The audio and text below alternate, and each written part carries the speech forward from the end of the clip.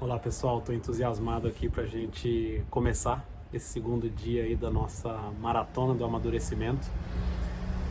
No primeiro dia, claro, eu inevitavelmente usei como introdução para a gente conversar sobre a importância de que um eventual transtorno,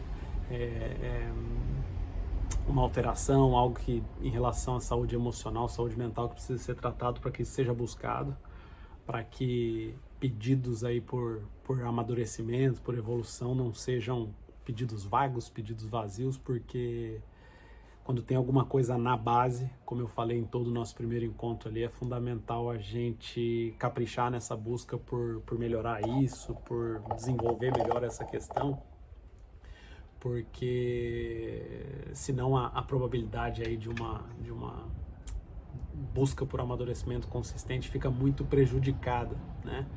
Então esse era o grande pedido ali daquele primeiro encontro nosso. Agora, vocês já mais habituados aqui com o cenário, comigo, com essa base introdutória aí que eu fiz questão de trazer para vocês, vamos falar propriamente aí dessa busca por esse processo de amadurecimento, para que eu sempre gosto de usar essas palavras: consistência, leveza, paz, para que a gente não tenha uma vida tão afetada facilmente por intempéries, por fatores estressores, por situações desgastantes, por estresses, por pessoas às vezes que não estão abertas ao amadurecimento. E aí às vezes a gente se não cuida aí dessa parte pessoal, a gente fica muito vulnerável, muito refém, né? Então, como falei também no primeiro vídeo, essa busca aqui por autoconhecimento, por assuntos desse tipo aqui que nós estamos desenvolvendo juntos, já demonstra uma abertura de vocês nesse processo, e isso é um dos primeiros e fundamentais passos para um amadurecimento, para uma evolução consistente. Então, uma alegria muito grande ter vocês aqui. Obrigado por ter assistido o primeiro vídeo, obrigado por estarem aqui. Quem não viu o primeiro vídeo tem condições de seguir com a gente aí a partir daqui também, pode sugerir aí tudo, porque vocês vão ver que o conteúdo aqui de hoje e amanhã é um conteúdo ainda mais prático, denso também, mas mais prático, mais objetivo, para que seja aplicável, para que seja útil, para que traga impacto realmente para a vida de vocês, como eu sempre falo. Porque falar de saúde mental para mim é um prazer, assim, eu gosto muito, mas a gente também quer evitar, ainda mais aqui, a gente sabe a correria de todo mundo, a questão do tempo e tal, a gente cair numa divagação muito grande, assim, uma coisa assim, muito, né, divagando mesmo, e acaba deixando de usar o momento bom para desenvolver questões que estão vulneráveis, que estão fragilizadas, que podem melhorar, que podem fazer com que como eu sempre falo, a minha paz, a minha qualidade de vida, as minhas relações e situações sejam mais saudáveis, mais equilibradas, as minhas e, claro, de quem está em volta de mim e quem eu tenho carinho também, tá bom? Então, obrigado realmente, novamente aí pelo encontro, pela presença. Eu quero falar nesse início, e isso claro que já vai puxar gancho para todo o desenvolvimento que a gente quer fazer aí nessa busca por amadurecimento, da gente entender um pouco juntos por que padrões de imaturidade cobram uma conta tão cara da gente, né? Então, o porquê disso aqui? Por que vale muito a pena vocês estarem aqui? Por que vale muito a pena a gente buscar, a gente conviver com gente que pode agregar, a gente nos cuidar fisicamente, a gente ter leituras de conteúdo que façam sentido, consumir coisas que façam o bolo crescer, que tragam consistência? Então, por que determinados comportamentos imaturos nos expõem a situações tão delicadas? Isso vai ajudar a gente a puxar várias ideias, vários desdobramentos importantes.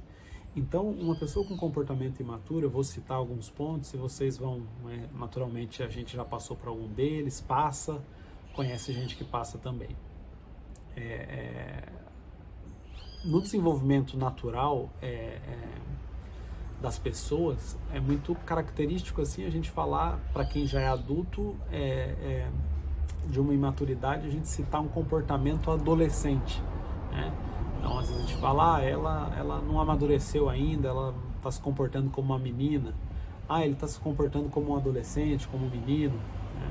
Por quê? Por que essa fala tem sentido? Por que a gente cita dessa maneira? Porque é próprio do adolescente, evidentemente, pelo tempo dele cronológico aqui, na passagem dele, a imaturidade, isso está em desenvolvimento. E o que é próprio dessa fase? E a gente vai ver que às vezes muita gente acaba arrastando algum desses comportamentos para a fase adulta. O agir sem pensar, né? Então acontece alguma coisa que provoca uma reação desconfortável em mim, de raiva, e eu falo que não precisa ser só negativa, né?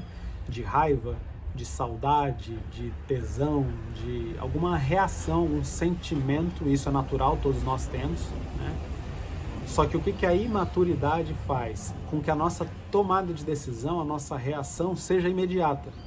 Então aquela situação nos provocou e eu já tenho uma reação. Então a pessoa falou alguma coisa que eu não gostei, eu já contra-ataco. Alguma coisa foi uma tentação para mim e eu, sem pensar nas consequências disso, já vou em busca. Uma questão alimentar, uma questão que de repente vai trazer consequências negativas, uma questão de ordem sexual, por exemplo. Então, recebi aquele estímulo, eu já vou em busca daquilo ali. Uma situação de trânsito, alguém me provocou, tudo, eu já tenho uma reação. Então, essas reações instintivas. Eu gosto de explicar para vocês carinhosamente que essas sensações, elas são naturais, elas são da essência humana. A gente sente raiva, angústia, preguiça, saudades, tesão, sede, vontade, gana, a gente sente tudo isso. O que às vezes tornam esses cenários um pouco mais complicados não é exatamente ter essa sensação, mas são as reações que vêm em seguida. Porque é possível, por exemplo, eu ter uma sensação de raiva, mas eu treinar, e vamos falar sobre isso para frente, a capacidade de ponderar, respirar, baixar, não responder no momento. Então aquilo me alterou, me angustiou, mas opa, deixa eu esperar o sangue esfriar um pouquinho, deixa eu tentar entender o porquê que isso aconteceu, deixa eu ver se eu tive alguma responsabilidade nisso. Então, essa capacidade de ponderar para equilibrar a reação é isso que distingue, inclusive, a gente, pelo menos em teoria, de outras espécies, né? Então, tem muitos animais, claro, que têm uma reação instintiva. O que, em teoria, distingue a gente de outras espécies é a capacidade de raciocinar, de racionalizar e ponderar se, de repente, agir pura e simplesmente instintivamente, circunstancialmente, se isso vai, se essa é realmente a melhor reação que eu posso ter frente àquela situação. Então, é próprio do comportamento imaturo o agir sem pensar. Outro detalhe próprio da imaturidade é levar tudo para o pessoal. A criança, o adolescente, também comparando, porque naturalmente são fases mais imaturas, tem uma tendência a acreditar que tudo que acontece foi de alguma maneira para prejudicá-lo, né? Então a pessoa fez isso para me cutucar, a pessoa fez isso para me prejudicar, a pessoa me fechou no trânsito para me atazanar a vida, né? Às vezes a pessoa estava distraída, às vezes ela não te viu, às vezes ela dirige mal mesmo, às vezes ela fez para te provocar, só que, e aí isso é próprio já da maturidade, não é porque a pessoa tem um comportamento, de repente, que não é o que eu gostaria, um comportamento provocativo, que a resposta a isso, a conta que eu vou pagar, é estragar meu dia, é perder a minha paz, é desestruturar as minhas relações, é piorar meu desempenho de trabalho, é alterar meu sono. Essa situação, ela não tem esse poder, ela não pode ter esse poder, essa energia tão grande assim. Então, é próprio também da imaturidade essas reações baseadas no egocentrismo, né? Então, é o ego muito central e tudo que é feito é para me cutucar, é para me incomodar, é o que eu falei, às vezes até não estou dizendo que né, às vezes a gente tem realmente pessoas que estão em volta da gente com comportamentos muito complicados, não estou dizendo que nunca é para nos provocar, às vezes pode ser, mas a nossa paz, a gente precisa evoluir, precisa desenvolver habilidades para isso, e claro que eu vou mencionar isso, para que a gente não fique tão refém de que, como falei até acho que no primeiro encontro nosso, a nossa paz para acontecer dependa de que tudo esteja realmente do jeito que a gente gostaria, porque muitas vezes não vai acontecer. A gente nos colocar também numa posição de obrigatoriedade, de agradar, né? Então, assim, uma coisa que eu sempre falo importante para todos nós é a gente honrar, né? E ter muito respeito pelas pessoas que a gente ama. Então, pais, irmãos, filhos, na medida do possível, estabelecer relações de respeito, tudo. Lógico que isso é fundamental. Mas, às vezes, a gente se põe numa obrigação, assim, de excessiva de agradar, e as pessoas que estão em volta da gente, às vezes também num padrão imaturo, eu falo que muitas vezes elas testam o nosso limite. Então fica uma situação de cobrança que nunca acaba, é aquela história de doar a mão, que é o braço, né? Então você já se sente entregando bastante coisa, tem uma sensação de que está sendo cobrado, fica entregando sempre mais, e tem a sensação de que a pessoa nunca está satisfeito, e você, por ter esse padrão, também nunca fica satisfeito, porque está sempre nessa busca por agradar e na busca de um reconhecimento, né? Mas eu gosto sempre de conversar com vocês uns minutos à parte sobre gratidão, e é uma palavra, né, que tem sido muito usada, claro que é uma palavra importante, bonita, ela é necessária na nossa vida. Agora,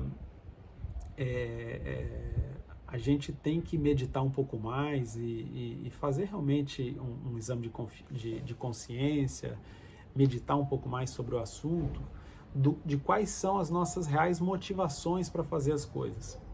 Então, quando eu agrado alguém, quando eu concluo um trabalho, quando eu faço algo, se o grande motivador para a gente cumprir essas coisas é o reconhecimento do outro, a gente também fica muito vulnerável. Porque tem gente que reconhece, isso é legal, essa é uma pessoa grata. Tem gente que é ingrato, tem gente que é distraído, tem gente que de repente não dá o mesmo peso que você está dando para aquilo ali, tem gente que é mal educado, né? E às vezes grosseiro e não vai reconhecer nada disso, é muito egocêntrico, né?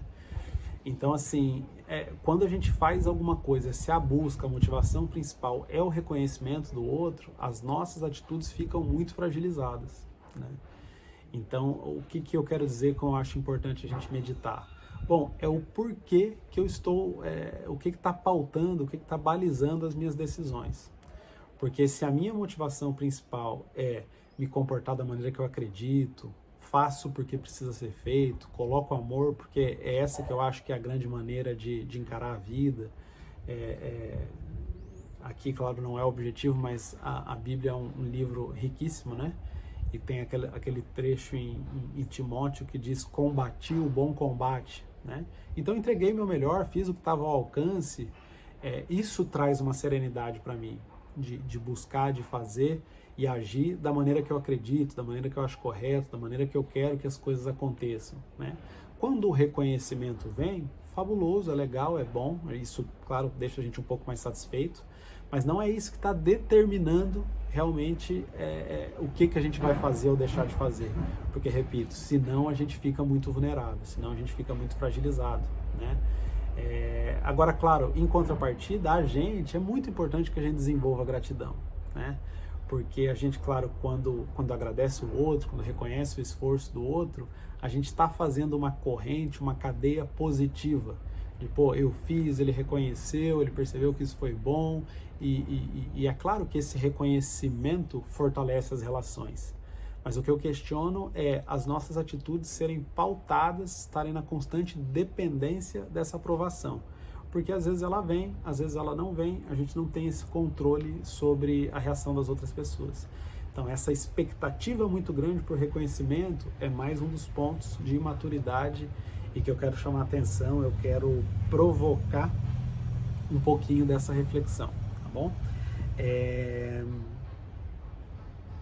Um outro detalhe que acontece com todos nós é a questão com todos nós não, né? Mas a gente já teve isso, ou convive com alguém que teve, a ideia de reclamar demais das coisas, né? não tá bom, fulano não ajuda, é chato, é complicado, tá difícil, tô com preguiça, não tô com disposição. Nós nos fortalecemos um pouco mais, assim, a gente fica um pouco menos exposto também a essa coisa menos resolutiva, mais empacada, mais lentificada, mais pouco produtiva, quando a gente, igual uma palavra que eu usei no nosso primeiro dia da maratona, quando a gente projeta demais, né? Então, não fiz porque o tempo não ajudou, não fiz porque fulano não colaborou, não fiz porque fulano não chegou no horário. Né? E aí entra uma frase que eu gosto muito, eu já falei para vocês algumas vezes, que já fiz até post sobre isso, que é aquela frase que tem assim, que eu acho ela bem perigosa, né? Dentro da ideia de motivação, aquela coisa assim, o pessoal fala assim, faça o que você ama, e você trabalhe com o que você ama, e você não vai precisar trabalhar um único dia. E eu sou um pouco contra essa frase, porque quem tem o privilégio de fazer o que ama 100% do tempo, até quem gosta do trabalho, eu sou um privilegiado, gosto muito do meu trabalho, mas qualquer trabalho, né, e eu conheço histórias aí, pessoas de todos os segmentos, qualquer trabalho tem estresse, tem pressão, tem dias difíceis, tem clientes complicados, tem situações inesperadas, tem dia que a gente acha que não vale a pena, qual trabalho não tem situações frustrantes, situações estressoras, né? Então me parece uma coisa utópica e uma coisa até um pouco imatura, esse incentivo, né, meio vazio, de busque vá fazer o que você ama e você não vai precisar trabalhar um único dia. Eu acho que uma coisa que aproxima a gente de um comportamento realmente mais maduro, esse é um pedido aqui importante para vocês, é a ideia de nos desafiar a colocar amor em tudo que a gente faz. Entende a diferença? Porque se eu fico dependendo de amar o que eu faço para que aquilo ali seja bom, que aquilo ali seja legal, a quantidade e a frequência de vezes que isso vai acontecer é muito menor. Porque a situação que aquilo está realmente sendo motivador para mim, trazendo boas sensações em mim, tudo, a frequência que isso acontece é menor.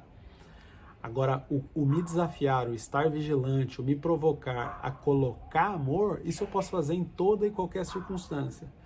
É aquele exemplo que eu dou, já falei sobre isso com vocês algumas vezes, da avó, né? Então estava falando do adolescente, a avó no outro polo é a pessoa madura, é a pessoa que já passou por várias circunstâncias da vida e por consequência amadureceu muito mais. E às vezes a gente vê, né? Parece que a avó não cansa, né? Então ela cuida da casa, lava a louça, ajuda o vô, faz uma coisa, faz outra, parece que a avó às vezes fragilizada fisicamente não cansa. Você acha que 100% do tempo ela ama fazer a atividade em si o tempo todo? Né? Então 100% do tempo ela ama estar lavando a louça, estar limpando a casa, estar fazendo um café para todo mundo, 100% do tempo ela ama isso aí? É provável que não, porque ela às vezes se sente cansada, ela às vezes vê que não teve reconhecimento, ela às vezes vê que algumas pessoas não têm gratidão por isso, ela às vezes acha que está recebendo menos visita do que gostaria. Mas por que ela faz isso e parece que ela tem mais disposição para a gente? Sem dúvida alguma, uma das explicações é porque ela coloca mais amor nisso. É porque ela coloca mais amor. Então esse fazer tudo o que ama, fazer o que ama para que não tenha esforço, me parece um pouco utópico e me parece um pouco imaturo. Agora, colocar amor em tudo que se propõe a fazer, esse é um movimento de mais maturidade. E aí, inclusive, eu começo a diminuir a sensação de estresse, de angústia que aquela coisa traz em mim, porque eu estou colocando mais entrega, eu estou colocando um pouco mais de sentido naquilo ali, eu estou fazendo aquilo ali com uma presença um pouco maior. Enquanto muitas vezes eu vou fazer aquilo com uma total má vontade, de arrasto, de coisa assim, e isso inclusive ajuda a explicar o que é um outro movimento próprio da imaturidade, é que às vezes a gente se desgasta muito mais pensando que tem que fazer alguma coisa do que de fato quando está fazendo. Então a gente se desgasta com aquilo ali, pensando, hoje eu tenho que lavar louça, hoje eu tenho que pagar uma conta, hoje eu tenho que fazer tal coisa, e aquilo me consome, aquilo me desgasta, né? E me incomoda, né? Enquanto às vezes a hora que eu vou, faço, então deu um estralo lá, ou fui cobrado, tudo vou e faço, opa, aquilo não era uma questão tão grande assim. Então é próprio da imaturidade, às vezes o adiamento, essa coisa arrastada, essa coisa assim. Então a gente desenvolve sim um comportamento mais maduro quando a gente tem essa capacidade de exercitar essa atitude de colocar realmente mais amor na ponta aí da motivação das nossas ações, né? E não ficar tão na dependência de que as coisas estejam realmente o cenário exatamente do jeito que eu gostaria. Isso inclusive ajuda a gente a entender por que às vezes dá a impressão que algumas pessoas fazem as coisas com uma entrega, com um aspecto de amor maior.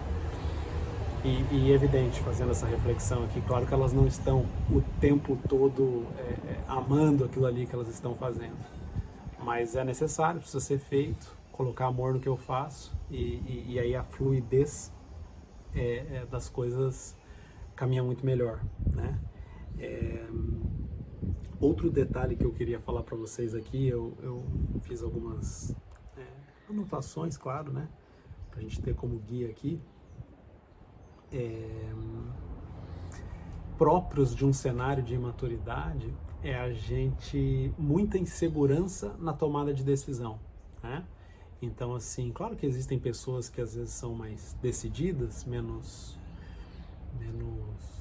inseguras, às vezes numa tomada de decisão, só que se essa questão da maturidade não está mais bem desenvolvida, tudo, eu também fico refém de comportamentos assim, de não ter tanta firmeza para as escolhas, né? Então é aquela pessoa que às vezes para decisões básicas, simples, né? Ela precisa de um conselho, ela precisa ver com alguém, ela precisa se certificar, ela precisa, né? Porque ela não está fortalecida, né? Nesse processo de amadurecimento, nesse processo de reconhecimento do que realmente faz sentido, do que realmente desse se colocar como protagonista, né? E aí mais fragilizado, menos maduro, né? A pessoa fica essa pessoa insegura, com comportamento errático, com dificuldade muito grande de tomada de decisão, que às vezes são decisões básicas, mas parece que ela sempre precisa de um suporte, sempre precisa de alguma coisa para balizar, para dar mais segurança nessa tomada de decisão. Uma outra coisa própria também desse processo é um pouco mais de tolerância, um pouco mais de aceitação em relação às diferenças e o comportamento do outro, né? Então, assim, dentro daquela coisa egocêntrica, né, a ideia de que julgar demais o comportamento dos outros e se colocar com muita frequência, assim, com o pensamento de o que eu faria nessa situação, eu tomaria uma decisão diferente. A gente não, claro, a gente tem dificuldade às vezes de controlar as nossas próprias atitudes, né? A gente é inseguro, fica confuso, tem dúvida, tem as nossas limitações. A pessoa tem todas as dela e a gente muitas vezes não conhece, né? Aquela frase que eu falei numa live e muita gente se identificou, que as comparações, elas são muito complicadas, porque a gente conhece, a gente vê o palco do outro, mas a gente conhece os nossos bastidores. Então a gente sabe das nossas, a gente pelo menos tenta, né? Tenta não, mas é afetado pelas nossas fraquezas, nossas dificuldades e tal. Da pessoa a gente só vê o palco, né? A gente só vê ali o que aparece no Instagram, o que ela está querendo mostrar pra gente e tal, mas ela tem também todo um bastidor aí, né? Com as suas dificuldades, com as suas questões de momento, né? Então é próprio também de um comportamento imaturo a gente julgar demais, né? Então querer se colocar às vezes numa posição de juiz, eu faria de uma maneira diferente, que absurdo ele ter feito dessa maneira, né? Então a ideia de respeitar um pouco mais o ponto de vista e a escolha dos outros. E aí dentro dessa coisa do ponto de vista dos outros, eu falo de um ponto que eu considero fundamental para início aí desse processo todo de mais consistente de amadurecimento, que e eu sinto muita falta disso, assim, vendo as pessoas, em convivência e tal, que é um escutar mais genuíno. É de fato estar atento ao que o outro está falando, estar atento ao que o outro tem para me passar. Porque essa ansiedade, essa vida automática, essa coisa imediatista, essa inquietação individual, o que acaba provocando um comportamento na gente? Em situações aí de reuniões sociais, a gente percebe muito isso. Uma urgência de fala, né? Uma necessidade muito grande de externar o próprio ponto, sem a parada para escutar a experiência do outro, a realidade do outro, a dor do outro, ou a alegria do outro, mas genuinamente escutar a outra pessoa. E aí não existe debate, né? Eu falo que essas questões que a gente atravessa hoje de uma polarização muito grande, acaba sendo, eu acho que a gente, quanto mais uma sociedade for culturalmente evoluída, politizada, claro que melhor, né? Mas me parece que essa polarização não leva a um debate com uma profundidade razoável. Porque quando se escuta o outro lado, não se escuta de verdade. Eu só fico tentando pegar ali um escorregãozinho para colocar todo o meu ponto de vista. Então não há uma troca consistente. Há uma necessidade ali de ouvir qualquer coisa que o outro falou e já colocar para fora todo o meu ponto, né? Então uma escuta genuína, né? Às vezes, para não dar exemplo aí só de política, tudo às vezes as pessoas perguntam como se portar, né? Numa entrevista de emprego, como se portar num primeiro encontro, né? Uma situação que a gente é um pouquinho mais testado assim. Uma das coisas que eu peço muito carinhosamente esteja genuinamente presente naquele momento, né? Presente. Porque às vezes a gente fica muito em busca da fala certa, ou de pensar a coisa certa, ou de tentar pressupor o que a pessoa quer dizer, quis dizer, o que ela pensa. Essas antecipações, essas coisas assim, elas desconectam a gente do momento, né? Então, uma das principais maneiras para a gente ser uma pessoa interessante, antes de ter frases sensacionais, antes de falar coisas espetaculares, é genuinamente ter uma capacidade de escutar o outro, né? Todo mundo precisa um pouquinho ser escutado, inclusive a gente, claro, né? Mas a gente desenvolve um comportamento mais maduro à medida que, já de maneira protagonista, como eu gosto de falar para vocês aqui nessa maratona nossa, eu começo por mim com esse comportamento que eu acredito, né? De escuta, de entender, sabe, aquela pessoa que olha no seu olho e presta atenção no que você está falando, né? Isso fortalece muito mais as relações, isso traz realmente uma consistência maior e uma ideia, lógico, até de respeito, né? Porque não tá aquela coisa assim, nem escutou direito o que eu falei, já foi falando as coisas dele lá, tudo, não se estabelecem relações consistentes e de respeito sem uma escuta verdadeira, sem uma escuta genuína. Então, esse é um grande pedido. Outras questões próprias de um comportamento imaturo são as relações de dependência, né? Então, aqui falando das relações em geral, então relações de dependência emocional, relações de dependência financeira, relações emocional afetiva, né? Relações de dependência afetiva, um apego muito grande a determinadas coisas, né? Então, o que acontece? Existe às vezes uma cobrança muito grande de que a geração mais jovem aí, né? Deve produzir mais, deve fazer mais, não está fazendo como deveria, está produzindo menos que a geração anterior. E por que eu quero trazer esse protagonismo para a gente? Esse talvez uma maneira de explicar um pouco melhor por que dessas duas palavras aparecerem tanto: protagonismo e responsabilidade.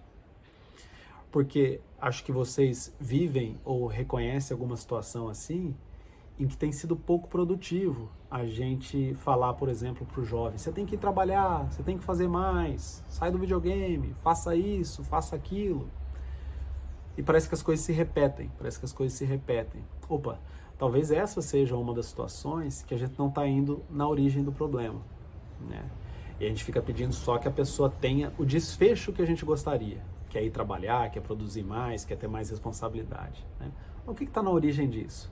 Então, primeiro, recapitulando, se essa pessoa não tem algum transtorno, não precisa de alguma ajuda, não precisa de algum tratamento, né? E segundo, dentro dessa ideia que eu quero colocar aqui agora das relações de dependência, será que esse comportamento dela não pode estar sendo alimentado até por um comportamento meu mesmo? E vou desenvolver a ideia, né? Claro que não tem o objetivo com essa fala aqui de dizer que a gente a pessoa é o responsável pela não produtividade do outro. Mas tem aquela frase das pessoas que amam demais, né? E que às vezes na boa intenção de dar carinho, de dar amor, acabam se excedendo no tanto que assistem essa pessoa, né? Então, seja financeiramente, seja afetivamente, entrega, doa, né? Só que aí existe uma pequena armadilha, um efeito colateral desse comportamento, é que isso acaba em alguém que está num processo ainda de desenvolvimento de maturidade ou está estagnado nisso, isso paralisa a pessoa. Então, assim, vou dar um exemplo de ordem bem prática. Alguém que está não está produzindo, às vezes está com alguma dependência, uso de alguma substância, tudo, essa pessoa ela precisa ser exposta a algum tipo de privação. Porque se ela estiver recebendo sempre a questão financeira, a questão da ajuda, a questão do apoio, ela não vai ser minimamente provocada ou desafiada a mudar esse comportamento.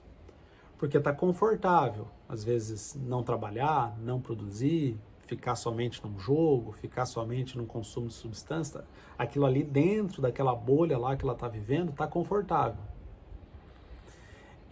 E aí tem alguém alimentando isso, a probabilidade que esse comportamento mude é muito pequena, é diminuta demais. Né? Mesmo com a cobrança, mesmo com as brigas, mesmo com os pedidos recorrentes. Agora, a hora que isso também pode ser um gesto de amor, eu começo a privar um pouco mais, né? Então, naquele português antigo, assim, a fonte seca um pouco, opa, a pessoa vai ser, no mínimo, provocada, testada a reagir de uma maneira diferente, né? Então, aí entra aquela frase: é muito complicado eu esperar resultados diferentes tentando sempre as mesmas coisas. Quer cobrar. Opa, me parece que essas cobranças, mas oferecendo a mesma coisa para a pessoa, não tem sido resolutivo, né? Então, às vezes o que a pessoa está precisando, alguém que está num processo de amadurecimento, não é obrigatoriamente receber a próxima coisa, né? Então, receber mais carinho, receber mais atenção, receber mais dinheiro, receber mais ajuda, que às vezes isso tudo é necessário, mas às vezes a privação também pode ser um gesto de carinho, de amor, e que vai levar a um desenvolvimento, vai levar a um processo de amadurecimento maior. Então esse é um momento da live aqui, em que a gente fala, claro, segue falando do nosso amadurecimento, mas já dá uma pincelada em comportamentos que a gente pode ter para ajudar outras pessoas a amadurecerem, né? Porque senão eu fico insistindo em determinados comportamentos e fico chateado porque a pessoa não muda, porque aquele comportamento não evolui, né? Mas de repente, com a boa intenção do amor, do carinho maternal, afetivo, fraternal, às vezes eu tô com algum comportamento que está perpetuando aquele cenário ali, ou não está de alguma maneira desafiando a pessoa a fazer de uma maneira diferente e tal. Então, gente, essa era uma sequência importante da nossa conversa para a gente detectar e desenvolver um pouquinho dessa leitura de quais são comportamentos e situações que estão deixando claro que essa imaturidade, algumas posturas, leituras, reações frente a algumas situações podem melhorar e podem fazer com que a gente se desgaste um pouco menos, se exponha um pouco menos, tenha reações mais compatíveis com aquilo que a gente acredita, tem vontade, quer desenvolver, né? Esse vídeo aqui, quem puder rever e refletir um pouco sobre isso, ele tem esse objetivo, da gente tentar pensar uma expressão que eu usei ali um pouco antes, dizendo que a maturidade e essas reações, elas cobram uma conta muito cara pra gente. E os custos dessa conta aí é a nossa paz, muitas vezes. É a saúde das nossas relações, da nossa paz, do nosso desempenho, como eu já falei algumas vezes aqui para vocês. E aí, claro, agora sabendo quais são esses pontos em relação a esse desenvolvimento pessoal que a gente quer buscar, que estão vulneráveis, o que fazer na prática? Quais reações? Como reagir diferente? Como não sofrer tanto? Como não se impactar tanto com as coisas? Como não colocar tantas expectativas? Como escutar mais os outros? Como ter um comportamento mais compatível com aquilo que eu acredito? Como colocar mais amor nas coisas, igual essa reflexão que eu trouxe aqui para vocês? Então, como realmente ter atitudes mais maduras e, por consequência, botar em prática uma vida mais madura, que cobra menos essa conta de atitudes intempestivas, de atitudes que não se comunicam com a maneira que eu realmente enxergo as coisas e que gostaria de fazer. Essas respostas, assim, daí com o compromisso aqui de uma objetividade prática, aplicável, a gente precisava, nesses 2 primeiros encontros, trazer a base, trazer uma estrutura, né? O que é essa base? Primeiro, eu fiz questão de comentar com vocês as questões dos transtornos e a importância de se buscar ajuda, se necessário. E segundo, detectar e sentir essas manifestações próprias da imaturidade, né? Claro que individualmente tem várias dessas questões, mas eu sempre falo que eu gosto de falar muito da minha área aqui, porque são questões práticas. Todo mundo se reconhece em alguma dessas situações, já esteve, já passou, ainda passa, né?